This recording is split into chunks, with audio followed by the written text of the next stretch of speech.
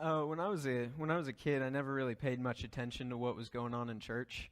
I think that's normal. I don't think a lot of kids do. Actually, when I was in high school, I would intentionally. I always did the communion and offering. We did it at the beginning of the service. So I always did that because I knew then I could be in the kitchen cleaning that stuff up while the sermon was happening, so I didn't have to sit in there. So I'm not trying to give you any ideas or anything, but that's. I never paid much attention in church, and that's actually why I have a bet going with a handful of our students that this morning they aren't going to be able to give me a good synopsis of my sermon right after church when we're done. So we'll see if they can, but I don't have too high of hopes.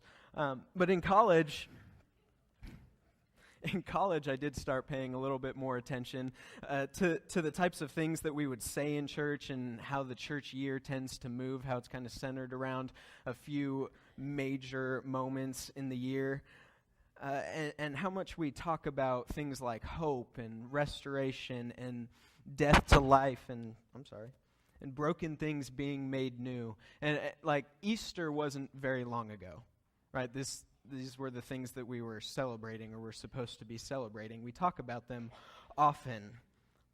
And now that I've paid attention to it, I've noticed something else happening since I've left college and been here for a little while. I'm kind of just going numb to it, right? We talk about these things a lot, but not near as often do we experience them. So I'm getting a little bit to the other side and just showing up and listening and going through the motions of what we do in church and not so much paying attention to it anymore again. But in the last few years, I have noticed something.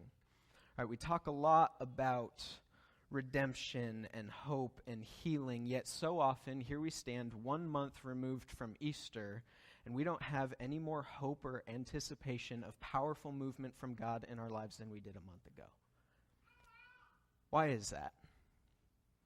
All right, why is it that something that we see so obviously in the Bible, dead things coming to life, lives being changed, broken things being made new, why are they sometimes so difficult for us to experience in the church?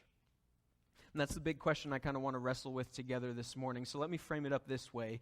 Peter, right, the story of Peter in the Gospels and in Acts is a story of a fisherman who eventually becomes the rock upon which Jesus builds his church. Right, he goes from being from everything that we can see, not a very good fisherman, to baptizing 3,000 people in a single day to start the revolution that takes over the entire world known as the church. And in the middle, he walks on water for a second or two, and at one point, he even just drops everything and goes back to fishing poorly. So what is he experiencing? What's going on here? What does Peter experience that maybe we're missing? That's where we're going to go this morning. So I want to take a quick trip through 3 of the different Gospels to look at this story, catch 3 different perspectives of the same story moving forward. So we're going to start in Matthew chapter 26, verse 31. You can open up and follow along with me, or you can just read it on the screen. It says this: Jesus told them, "This very night you will all fall away on account of me, for it is written, I will strike the shepherd, and the sheep of the flock will be scattered. But after I have risen, I will go ahead of you into Galilee." Peter replied, "Even if all fall away on account of you, I never will." "Truly I tell you," Jesus answered, "this very night, before the rooster crows, you will disown me 3 times. These are some big words from Peter, and I have no doubt that he means them from the very depths of his heart.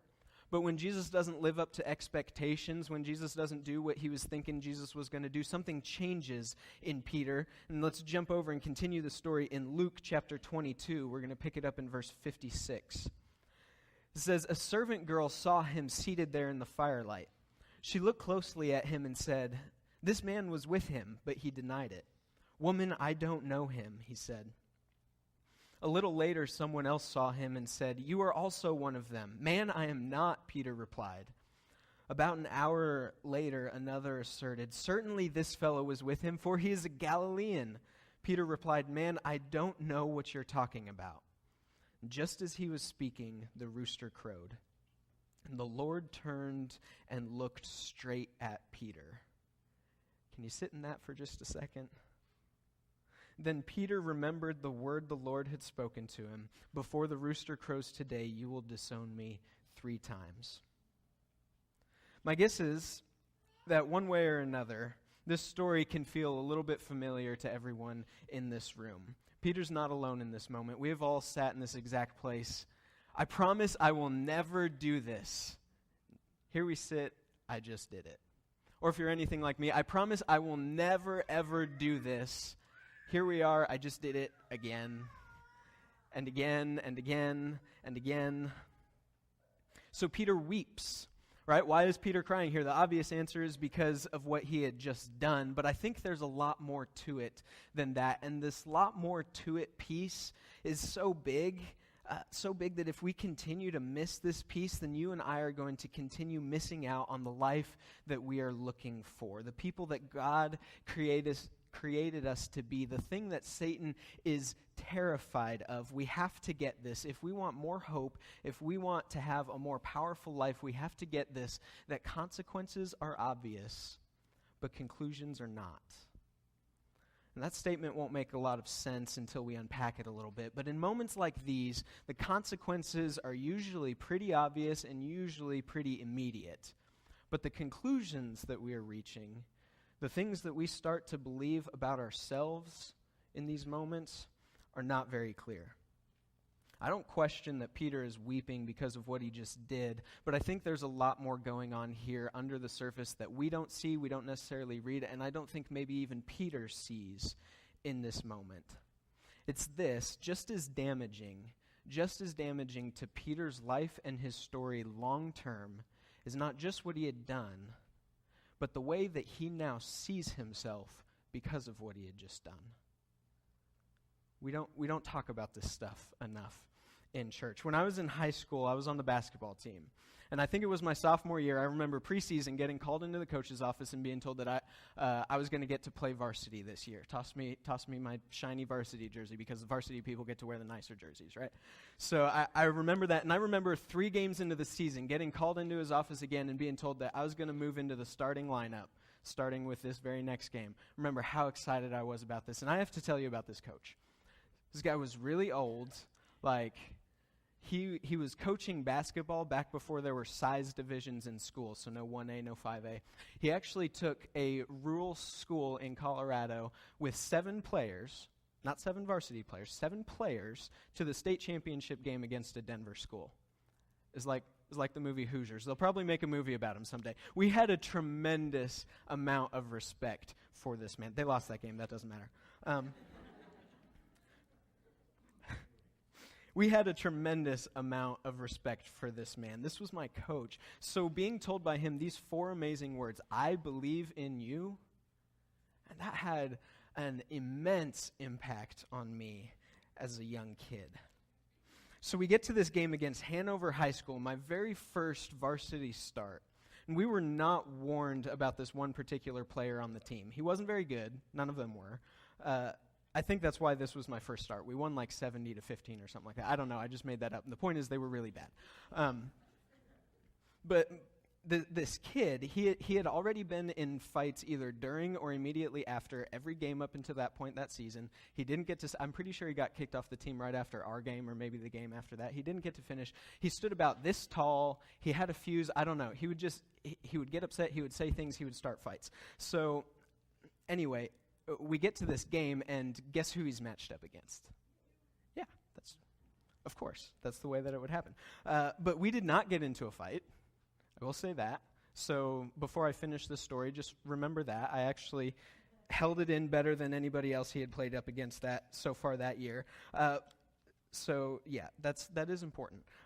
But after the entire game of keeping my mouth shut and my hands to myself, which was not easy, right? Well, he just said all sorts of hurtful things about me, my teammates, not our game. He had no room to talk about that. They were getting trounced. But in the game, like after the game in the lineup, as we're supposed to like shake hands and say, good game, good game, good game, in a moment of weakness, I said something. I won't repeat it, but like it was harmless in comparison, but certainly not about Jesus' love and forgiveness or anything like that. I mean, his eternal destination may have been mentioned, but I'm not proud of it. I'm not proud of it. But their coach overheard their guys talking in the locker room, and fortunately, thankfully, he did, because he had to come in and he had to warn our coach. about it. So apparently, this guy and a bunch of his friends had brought their knives and other small weapons to school with them that day, and they were planning to wait outside the building for our team to come out and walk back to the bus so they could jump us and do all sorts of other things. So the boys' team had to all be held in the locker room. Even when some of us were done changing, we weren't allowed to leave. The girls' team was held in the gym, the cheerleaders, the coaches. Everybody had to be held together and escorted off the property by school security altogether. It's a little humiliating. But like I said, he didn't stay on the team. But we had another coach. At the time, we had two coaches. Adam, he was the yelling type. He yelled every day in practice, kind of like how I like to picture Corey is with his golf girls, just screaming all the time. Right? That's how I picture those practices happening anyway. But he came to the back of the bus, and he's just laying into us. He didn't know it was me that said anything, but he was just screaming at everybody, and nobody really cared. You could just kind of sit there. It's Adam. He yells. But when he was done, Coach Miller walked back. And Coach Miller did overhear us talking in the locker room. He knew that it was me that said something, and he just calmly, way too calmly, walked to the back of the bus. And he said in his really deep voice, but almost unaudibly, looked straight into my eyes and said, "We'll talk tomorrow." And then he just walked away. I'm kind of sweating right now just reliving it. And I actually wrote that. That's written in here. As I was typing this story, I wrote, "I'm sweating right now," because I was thinking about it. And Coach, please just yell at me. Just scream at me. Let me have it. I can handle your anger, but I can't stand your disappointment. Right? I can handle your anger, but I cannot live with the idea that you think differently of me than you did even just an hour ago.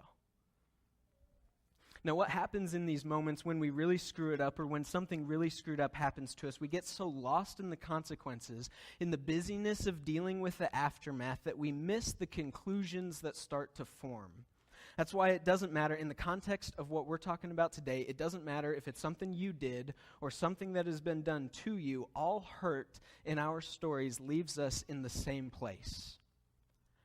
When we lose a loved one, and there are consequences and busyness to deal with, we don't have time to think about the conclusions. When we lose a job, there's still kids to provide for, there's still rent to pay. We don't have time to think about these conclusions that we're reaching, but they're happening nonetheless. There is never a mistake that you make or a hurt that you experience that happens in isolation. The enemy we have is the king of connecting these dots in our lives and in our stories to make sure that we make the conclusions that he wants us to make. We have an enemy in our lives that sees the person that you could become, the person God wants you to be. He hates that. He's afraid of that, so he tries to stop that. He wants to leave us in this place of hopelessness, of hurt, of pain and suffering, because he knows that will eventually lead us to resignation, settling for a less than powerful life. So when I see Peter here in this story, I think Peter is thinking about more than just what he has done here in this exact moment. Peter is going, I remember this time when Jesus performed this amazing miracle, and we were all going crazy, high-fiving and stuff, and then I said something really, really stupid, and Jesus looked right at me and said, "Get behind me, Satan." I blew it. I remember when he was walking on water and we thought he was a ghost, but when we realized it was him, I asked if I could walk on water, and he let me do that. But then once I saw the waves, I sank, and he had to rescue me, pull me up, and he said, "You have little faith." Not my best moment.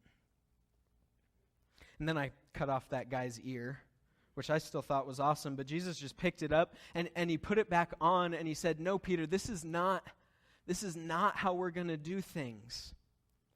And even just a few hours ago, I swore to him from the depths of my soul that I would not betray him. And look at me now. The consequences are beginning to take shape for Peter, but more dangerously to his story long term, there is the temptation for a lot of very serious conclusions to be made. Conclusions that I think he does ultimately make, and we get to see that happening if we keep going in his story. So let's jump over now to the book of John and read his side of the story. We're going to pick up in chapter 21, verse 1. It says, "Afterward, Jesus appeared again to his disciples by the Sea of Galilee. It happened this way. Simon Peter, Thomas, also known as Didymus, Nathanael from Cana in Galilee, the sons of Zebedee, and 2 other disciples were together.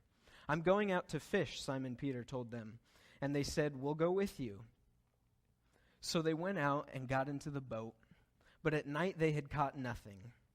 Early in the morning, Jesus stood on the shore, but the disciples did not realize that it was Jesus. He called out to them, 'Friends, haven't you any fish?' 'No,' they answered. He said, 'Throw your net on the other side of the boat and you will find some.' When they did, they were unable to haul in the net because of the large number of fish." That first line, did you catch it? It said, Jesus appeared again to his disciples. If we don't read this in the context of Peter's whole story, it would be really easy for us to assume that this is just the consequence of what Peter has done. Peter was a fisherman. He met Jesus. Jesus said, "Come follow me." So he started his life as a disciple of Jesus. Then we get to this point. He disowns Jesus not once, not twice, but 3 times. Boom, reset. Go back to being a fisherman. You blew it. You blew it. This is just the consequence of what you've done. But I don't think this is the consequence of Peter's actions. I think it's just Peter's conclusion. In 1 Corinthians 15 and a couple of other places, we're actually told that before Jesus appeared to all of the disciples, he appeared alone to Peter. Peter and Jesus had a one-on-one. And we aren't told the details of that encounter. It's not recorded. But most likely, general consensus of the scholars and common logic would dictate that undoubtedly Jesus forgave Peter in that moment. Jesus would have said, I know what you just did, but I just died. My blood poured out for you. We're good. Peter has been forgiven. The forgiveness issue has been settled, but Peter's heart remains unsettled. Does that sound familiar? Can't that describe a lot of us at different moments in our lives and in our stories?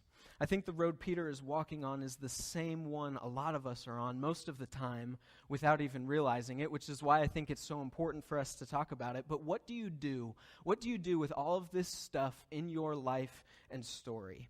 With all of this stuff that you have done or has been done to you? Because in the context of what we're talking about, they're much the same. My parents had a rough patch in their marriage when my dad decided to have an affair. Right? That was something he did. That was something my mom had done to her, but that left them in the same place. At this point in the story, neither one of them had much hope or anticipation for their marriage moving forward. They had come to the same conclusion. Most likely, our marriage will not survive this. They began to resign their hopes of a happy and healthy family. So in your story right now, where you sit, which term describes you better? Resignation or anticipation? Peter has already been forgiven, but he is not sitting in a seat of hope and anticipation. He is sitting in a seat of resignation. Peter, the rock upon which Jesus was going to build his church. Yeah, even those of us who have experienced the forgiveness of Jesus can still find ourselves in the same place as Peter, and that's this. Peter is on the verge of letting his past lower his expectations for his future. He's been forgiven, but he has not yet received everything he needs from Jesus. So if you're sitting here today and the seat that you are sitting in looks a lot more like resignation than hope and anticipation, then neither have you. We haven't experienced all we need from Jesus, so what is it? Let's go back to the story and let's figure this out. So they get some good fishing advice from Jesus, and when they realize it's Jesus, Peter takes off and he jumps in the water and swims like crazy over to see Jesus. It's kind of like how Snow just chases after Dan anytime he gets into that truck. The dog follows him everywhere. If you've never seen it, it's really funny to watch. But so he gets to the shore and he says, "Hey, Jesus, here I am." And Jesus says, "Hey, we have some fish." There's a campfire here, let's eat breakfast. He doesn't even talk to Peter. But this is how we know that something is still missing. Why is Peter in such a hurry? You've already seen Jesus, yeah. You've already been forgiven, yeah. So what's the rush? Something in his heart is still missing. We miss this often in Peter's story. We miss it in our own. Let's keep reading and see what it is. We're going to pick up in verse 15. It says, when they had finished eating, Jesus said to Simon Peter, Simon, son of John, do you love me more than these? Yes, Lord, he said, you know that I love you. Jesus said, feed my lambs. Again, Jesus said, Simon, son of John, do you love me? He answered, yes, Lord, you know that I love you. Jesus said, take care of my sheep. The third time he said to him, Simon, son of John, do you love me? And Peter was hurt because Jesus asked him the third time, do you love me? He said, Lord, you know all things. You know that I love you. And Jesus said, feed my sheep. And if you skip down to verse 19, Jesus says again to Peter, come follow me. Now, in the midst of this limited amount of time that Jesus has left on earth, his focus is entirely on one heart. The heart of a man who denied even knowing him just 3 days before. There's so much hope in that for all of us. People may change their minds about people, but God never does. Regardless of what you have done and regardless of what has been done to you, Jesus still believes in you. Peter just needed something, and if we want to find the life that we are all looking for, we have to get this, that moving from resignation to anticipation requires restoration. Restoration, this really big church word we throw around a lot and often don't experience. This story is not about forgiveness. This story is about Jesus restoring Peter's heart. So if what we need is restoration, let's pay attention to how Jesus does this. Let's look at the little details of this story because it's pretty incredible and I think it gives us a blueprint moving forward. It's really early in the morning, right? What happens early in the morning if you're around roosters? They crow. What happens when Peter hears a rooster crow? He's reminded of the lowest moment in his entire life. They're fishing. They would have fished a lot, but this time feels really familiar. They fished all night and didn't catch a thing. Then this stranger shows up and says, try the other side. This feels like a lot like the morning that Peter first met Jesus. So Jesus takes him back to that moment in his story. And they're sitting around a campfire. What happened the last time Peter was around a campfire with Jesus really close by? He denied him 3 times. They're eating fish. They would have eaten a lot of fish, but Peter could sit there and remember when Jesus took a couple of fish and some bread and fed a ton of people. And how excited they all got. There were leftovers. And then he said something really stupid, and Jesus called him Satan. And they're on the edge of the Sea of Galilee. Peter can sit there and remember Jesus walking on that exact same water not too long before. He started to do it too and then nearly drowned. And Jesus looked at him and said, you have little faith. And Jesus just asked Peter 3 different times if he loved him. That third time, it hurt Peter deeply, it said. So if Jesus knows that 3 times is going to hurt Peter, why not just ask him twice? Because how many times did Peter deny Jesus? You see, every single part of this story is designed to remind Peter of a little part of his story. But I don't think that's designed as a punishment. It isn't set up to hurt Peter, although that does happen. It isn't set up to make him just relive these moments and make him feel the shame, the regret, the helplessness, and the pain all over again. Jesus is walking Peter back through each of these moments in his story, not so that he can relive the pain of them, that does happen, but so that he can reinterpret these moments. So Jesus can redefine these moments, so that Jesus can redeem these moments. This is what restoration in our lives is supposed to look like. This is what Jesus wants and needs to do in every single one of our lives. So what if the path to restoration in our lives is a journey in and through our story, not so that we can relive the pain that does happen, but so that we can, with Jesus, reinterpret, redefine, and redeem these moments. This I'm talking about is all the work of John Eldredge. He pioneered Ransomed Heart Ministries. They do a lot of intensive retreats and things. He has books, Wild at Heart, Captivating, and so on. I don't have time to get into the details of all of his stuff. He has a whole lifetime's worth of work behind him. But let me strongly encourage you to look up Ransomed Heart, John Eldredge. If you Google Ransomed Heart, it should be the first thing that pops up. I'm just kind of bringing up an idea here, but if it sounds interesting, if you need restoration in your life and in your story, there is so much more for us to talk about. This is dead things coming to life. This is broken things being made new. This is rising up out of ashes that you may not have even realized that you're in. Part of the program is to write out a life journal where you go back into your story and write out every significant moment. All right, we're looking for things that have hurt you, no matter how insignificant they now seem, and things that made your heart come alive. Because where is the enemy trying to lay seeds in our lives? In the things that hurt us and in the things that make our hearts come alive. And if we don't actively and consciously redefine these moments in our lives with Jesus, they will unknowingly control our future. There is a glory to your life that the enemy wants to shut down. Peter could have not been restored, right? He could have just been forgiven and gotten along just fine as a fisherman, and never even really knowing what he is missing out on.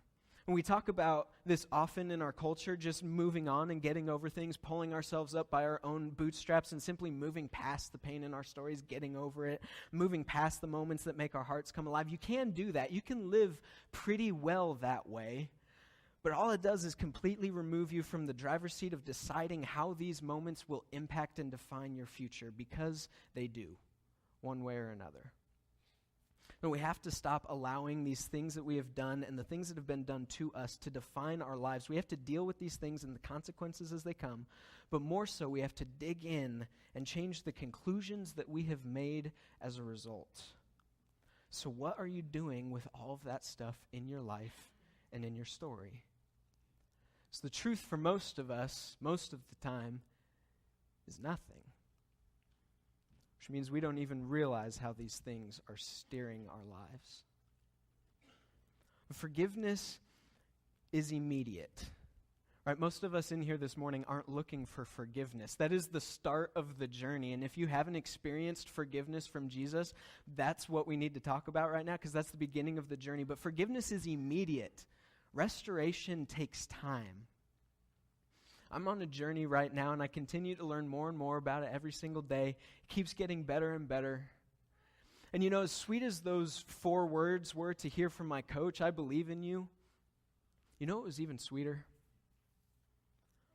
The conversation we had the very next day when he said these 5 words, I still believe in you.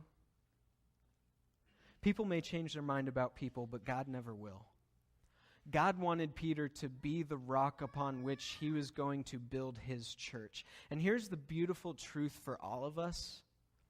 Whether it's the guy on the street corner asking for change, or the mom that lost her kids because of an addiction, or that one kid that all of our students in the youth group try to convince me that we don't want around because of X, Y, and Z, or whether it's the person that really hurt you or something that you did again and again and again, the past can be redefined.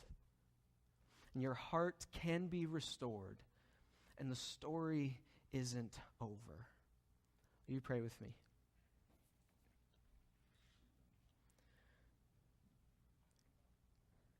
God, thank you so much for believing in us no matter what. God, thank you for the plans you have for our lives and the hope that we have to just live a powerful life that shows your glory to the whole world.